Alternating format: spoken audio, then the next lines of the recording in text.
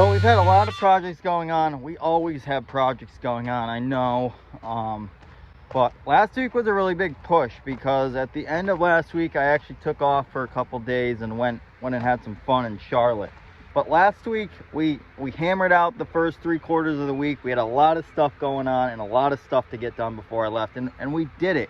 The crew is just amazing. They're on top of their game. They know what they're doing. And I can't say enough. I cannot say enough. So a couple things we've done in the past 2 weeks just to kind of give you guys an update. One is we completely reskinned this tunnel, top and sides, I should say, within like 2 days. Ripped that plastic off, had new stuff here. We put all the new on and put brand new sides on. And we actually, if you remember in our newest tunnel, the big boy out there, we did two different things. We did a we did a woven plastic roll up sidewall, and then the poly plastic on top is also is separate, is what I'm trying to say. It's a separate piece of plastic. So we completely changed all this around. We had like 7 people here on a Saturday morning, 6 a.m. We were able to put all this plastic on, get it all done, get these roll up sides on, boom, bang, done. And the even cooler part is that we had this prepped and planted like 3 days after. 3 days after we turned and burned these beds. We changed the plastic, changed the sides. We fertilized, we prepped beds, and we planted all within like 4 or 5 days. And we're grooving. We're grooving. Like, we know what we're doing. We got things under control. Anyways, this is one of our tunnels this year. This has both heirloom tomatoes in it, and it has a hybrid red slicing tomato in it. These were all planted last week and they're looking beautiful. We've got some minor stock over to do, but things look great. They look fantastic. We've had some really good weather for transplant setting, so they weren't getting as much shock, which is just always great. We don't want to be dealing with that. But these plants were they're pretty dang big, so they did have a little bit more of survival, but they're also really tall, which I don't love sometimes. But did great. We're down to a system. I think we had 2 tunnels planted. Like, we planted them in an hour apiece with like 4 or 5 people, and that wasn't rushing, so it goes pretty quick. Yes, there's not a lot of plants in here, but we've created a good system to just boom, boom, boom, boom, boom, get them in the ground, get the dirt around them, and get the moisture on them. I mean, we were irrigating these full drip tape in.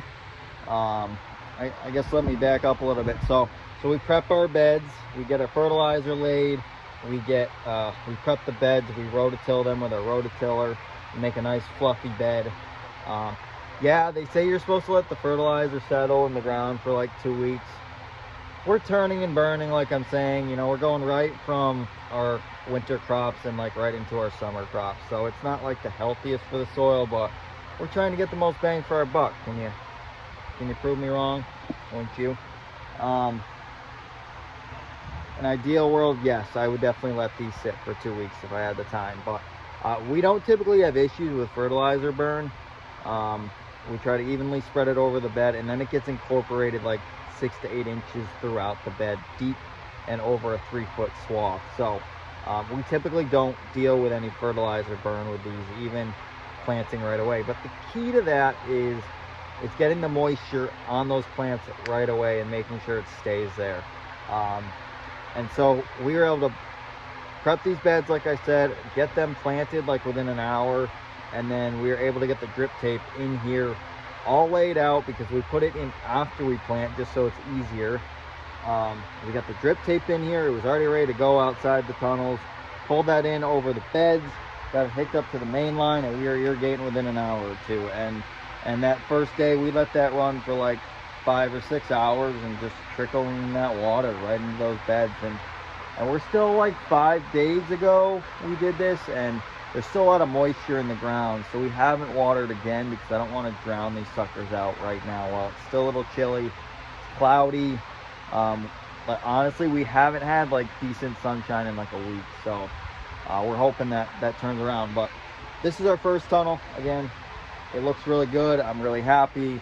Our weather is I guess as good as it can be. We can use the sunshine, but we're not dealing with like 30-degree weather. That's where I get scared. I get scared. I'll leave it at that. We had a big scare, and I don't want to say scare, but I was really worried in our new tunnel, which I'll show you in a minute. We had some cold nights, and I was a little worried. This is kind of number 2. Pretty much looks the same. These are all hybrid red slicers. We are not doing a single early tomato out in the field this year. I will not. I don't want to. It's not worth the time. The weather sucks. So we're gonna grow them in here. We got the room now. We got the space. Awesome. So that's what's going on in here. These are all gonna be staked. We're gonna stake all these. We're gonna basket weave them. We're not trellising anything in here. I can't wait, because it's just, that's so much time and energy for, like, what do you get out of it? So yeah, clearly you can get stuff out of it. I know we don't have the time here. We're going quadruple the amount of tomatoes in tunnels than we were in the past. Let me back up. We're going twice as many high tunnel tomatoes as we were in the past, because we're doing 2 tunnels now, and I just said there's no way we can trellis all those. There's no way, between all the other projects going on. So that's that. That's high tunnel numero 1, numero 2. That's that. We've practiced with our new plastic layer, which we'll try to do a video on. We've done a lot of field prepping, and we're just trying to get things in the ground slowly. We're doing something new this year as well. I have no clue how it's going to work, but right here we've got Salvanova lettuce mix on raised plastic beds. Did white plastic so the lettuce doesn't get too hot in the summer. But I did this because I'm really hoping we're going to be cutting this for salad mix. I'm really hoping the plastic, 1, helps keep it clean, 2, helps with our weed pressure, of course, but 3, I want to be able to cut this stuff like 2, maybe even 3 times. Like, I'm really knocking on wood here, hope it works. But we just planted all these by hand with the crew. We've just got a couple 200-foot beds in, and we're gonna see how it works. We got a couple different settings. This is what the rest of this plastic's gonna be. We got a couple different settings that are gonna be in the ground soon, in the next couple months. So hopefully to have succession plantings as well. Another cool thing we did here, let's go up where it's drier. We just got like 1.5 inches of rain over the weekend, and we just probably got another like quarter today, and it's supposed to rain for the next couple of days. So it's kind of like been pretty blah. It's really good for seed germination, but the more rain we get, the more worried I am about things like just rotting. So we're not going to think that way, but it's possible. The other thing we're doing here, is we're growing a baby romaine. There's 3 different varieties here, and we've got them single road planted here. And what we're really going to try here, I have no clue how it's going to work. We're going to go 1 of 2 ways. Is we're going to try to cut this as a salad mix too. I have no clue how it's going to cut. It's not really designed for this. I'm kind of going on a whim here.